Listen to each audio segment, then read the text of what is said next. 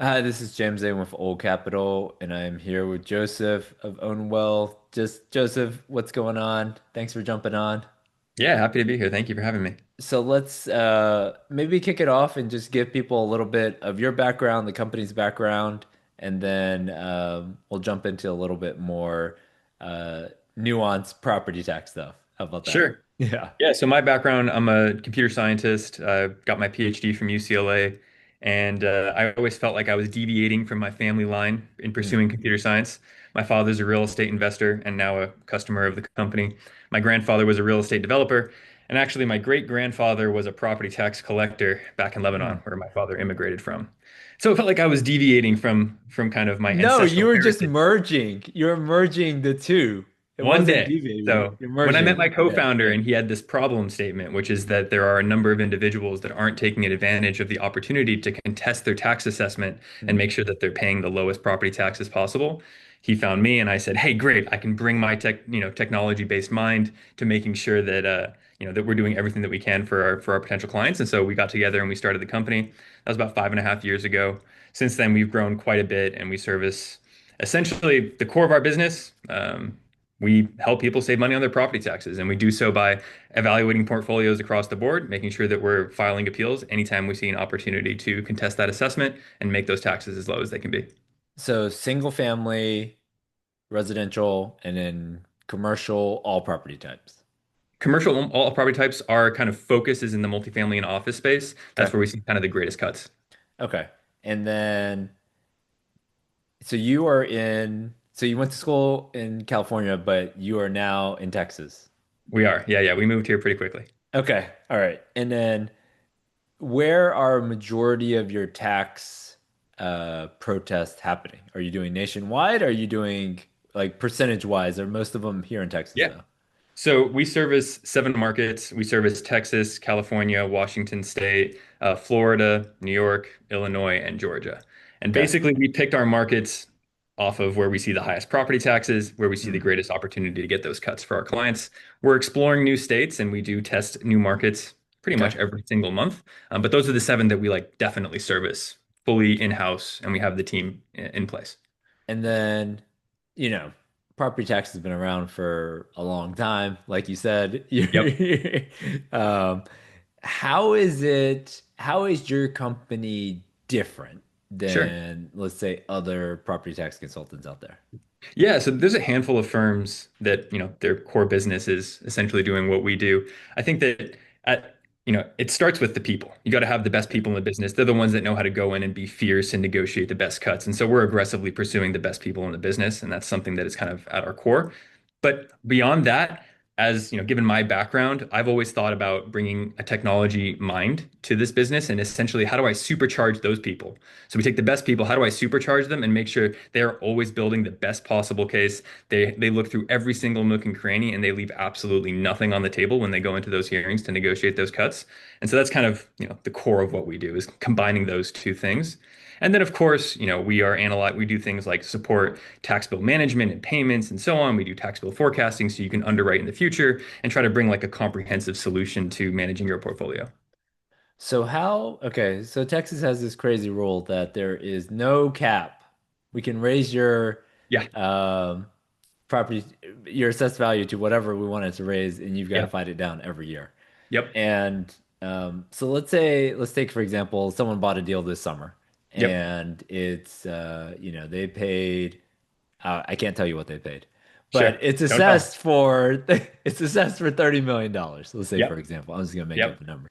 $30 million. Okay, they come to you and say, "Hey, we want this lower." Of course. What do you do? What's the magic here Yeah. of So at its let's core, say, we're looking at yeah, the different appraisal theory, right? okay, In appraisal theory, there's a few different approaches to value. We essentially go through every single one of those approaches to value and look for where the best possible opportunity is. On top of that, we actually go to the appraiser, like the county appraiser, sure. and we ask them to give us their approaches to value. And we basically start picking at and saying, you depreciated this wrong and you're taking the wrong strategy here, and basically try to argue against their approach. Now, in Okay. Texas, there's a few advantages. Number one, burden of proof is on the appraiser. And so if they don't come in with really strong, compelling evidence, we can usually get a pretty great cut. On top of that, there's no downside to protesting. And so we're very, very aggressive in markets like Texas, where there's a law in place that says that number's only going to go down through the protest. On top of that, we often have multiple levels of escalation that we can take. So we have kind of the administrative panel that we can go to. On top of that, we can either go to arbitration or we can litigate the account and go even further to make sure that we are essentially continuing to chip away step by step to get as low as we can get. Okay. So on property tax is like a very sore subject for investors in Texas. Absolutely. How do you make it easier, like for people out there? Because I feel okay, so this is what I know, just hearing from investors, right? So some people are still fighting. What year are we in? 2025? Some people are still fighting their 2024 Yep. number. So Yep. they got assessed in 2024, let's say May. Yep. They did their appeal. Then they took to a lawsuit. Yep. Then we're already in, September of 25 and they're still waiting. Like, what are we waiting for? Like, the 25 number already came out. So we Yep. don't even, so why are these lawsuits, like you talked about the different escalations? Yeah. Like, what's taking so long? Like, are people not because they paid a bill, Yeah. right? They've got to You pay paid the it. bill and you're waiting for that check to come Yeah, you're back. waiting for the Yeah. refund check to come Yeah. back. So, um, I guess like I know that there's a timeline. Let's say it comes out in May.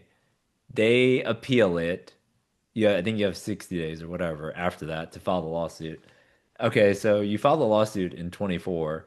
Like what usually happens during that lawsuit before the lawsuit to the final number? Like what are we looking at? Like is there Yeah, I any mean, I think, part of the problem here is you're dealing with, a bureaucratic process. And Sure. on top of that bureaucratic process with county counterparts, we overlay judicial process on top of that. Hmm. Every single step along the way, there's a certain amount of time that is allowed to execute on that step of the process. And Okay. oftentimes a county bureaucrat is going to, Drag they it out. need the time for Yeah. whatever it is that they need it for. And so Okay. while I would love to be able to accelerate the process, funny enough, Texas is one of the fastest, and we have some Oh, lawsuits in that's California that fast. are, yeah, that's fast. And we have some lawsuits in California that are 4 years in, and we're getting these extremely large checks that are going to come back. Okay. And then what do you guys charge to for someone to, all right, they're like, all right, yep, all right, we just bought this property. You guys run the ball here. What's it gonna cost me to fight this to get this lower on the property Yeah, tax? our business model is on a pure contingency basis, and Okay. so there's no price to get started. We onboard you. The contingency varies by geographies, but it's Okay. typically around 25% for like the average individual. For Okay. very large portfolios, we can work that down, as we Okay. get on a call and kind of evaluate your portfolio. Okay. So that's like the basic model. And yeah, you pay nothing up front and we go to work, and it's only after we've actually completed and we've gotten you that refund check in the mail that we ask for a piece of it back. Okay. I gotcha. Um, is there anything that you've seen? Like, okay, let's go single family first. Yeah. Single family, is there anything that they want from the owner before they assess it? Because I feel like they just pretty much just blanket assess Yeah. all these That's guys. There's, You pretty much nailed it. Yeah, yeah, so they use this mass appraisal model. So, right, yeah, a county appraiser, they might have 500,000 properties in their county. They have to yeah, appraise every year.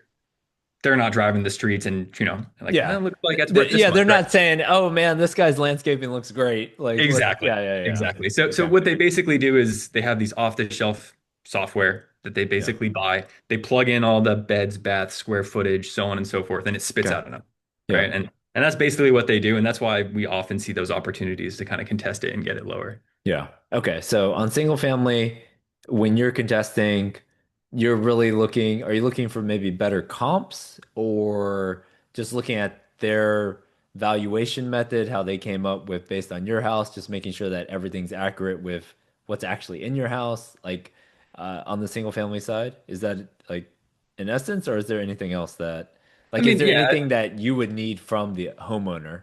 Oh, I see what Besides you're the saying. address, like Yeah. okay, I send you the address, you guys go to work and Yeah. just call me when it's lower.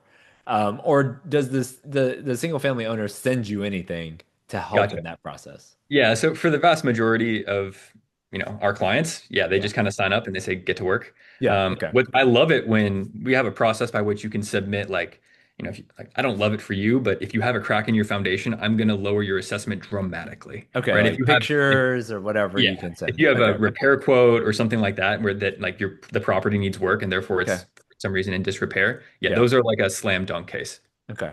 Okay. All right. So let's switch over to the commercial. Yep. So because I'm assuming most of the multifamily, there's two methods, right? One is like sort of cap rate, sell or cap Yep. rate valuation, but then also there's just sort of like equal and uniform, right? Yes. Um, so I'm assuming from the commercial guys, you need to see like a P&L from the previous year, right?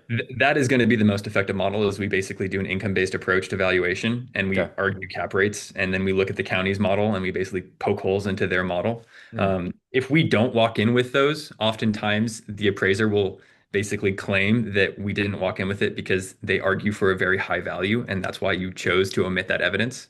And so mm, it ends up kind of almost being if we don't have it, it ends up being kind of shooting us in the foot. mm. So we like to have it It whenever just looks possible. like, oh, you're not, you didn't even submit it Yes, because you're making so much money that you didn't want to correct. submit it. Okay. Correct. Okay. Yeah, and there's certain information that we can mask and we can like make sure that, it's confidential and it never gets leaked outside of the hearing, so on and so forth. But, at its core, that's one of the most important approaches to value because that's how most commercial real estate investors are actually valuing that real estate when they're doing transactions, right? Right. So that's definitely something that's really important. And then, of course, there's the other approaches, especially for new construction, we can do the cost approach and depreciate the asset. We can look at comparable sales if there are comparable sales, but for a lot of, commercial real estate, we don't see that often in the market. And then, like you mentioned, there's the uniform in value, where essentially we look at nearby appraisals and we use that to contest it.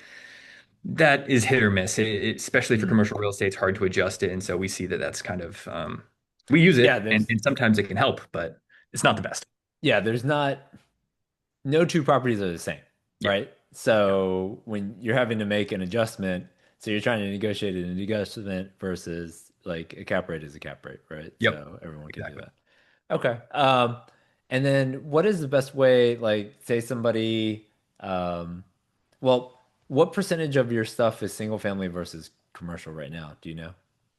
So it depends if you're talking in terms of individuals or you're talking in Oh, terms of just like overall, assets. like company, whatever. Yeah, Yeah, like so it's we have a lot more, consumers, single family okay, homeowners, and single so on and family. so forth on the platform. We Okay. have a smaller set of overall commercial real estate investors because there are fewer commercial real estate So investors just that bigger represent numbers. a very large percentage of Yeah, the yeah, big assets under numbers. management on the Yeah, yeah. platform. So yeah, it's Okay. kind of both and it follows a basic power law. Okay. All right. So if people wanted, what's sort of like the intake process? Like it's Yeah. September now, but let's say like the appeal process is over for 25 for single Yep. family, but let's say for next year, do they contact you now and sort of get in the system for next year so that when they get their notice, you guys are ready to go? What's the process from here?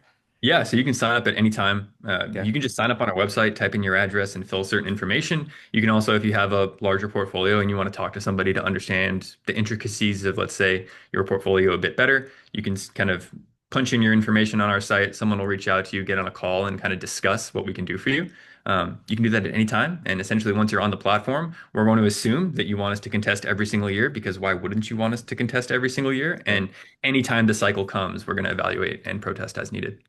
Okay. All right. So just go straight to the website. Well, that's perfect. Anything that we did not cover that you're like you've been dying to let people know, or something that you're getting calls about. Like Yeah. I know you, yeah. Like, is there anything that's like new and exciting on the website, or what are you dying to let people know? Well, just one thing that I always it's almost irritating is that I think commercial real estate investors understand this, but for like most people, they think that the number on the county appraiser's website is actually the value of their home. Right. It's like that Yeah. number has nothing to do with it. And in classic appraisal theory, you can't even use the county appraisal number in any sort of evaluation of the value of a property. Right. Like that is Yeah. just a number that dictates how much taxes you have to pay. And so you should get that number as low as humanly possible, even if you're in the process of selling that property. They Right. have nothing to do with each other, and I wish more people understood that. And our job is to get that number as low as it can be to make sure that you're never paying any more than your fair shake in property taxes. All right. There it is. Well, Joseph, thank you for coming on. We will see you and your team here in about 30 days at the Old Capital Conference. I appreciate you guys sponsoring and coming out. So we'll see you here in about a month. Looking forward to it. Thanks, All right. James. I see you.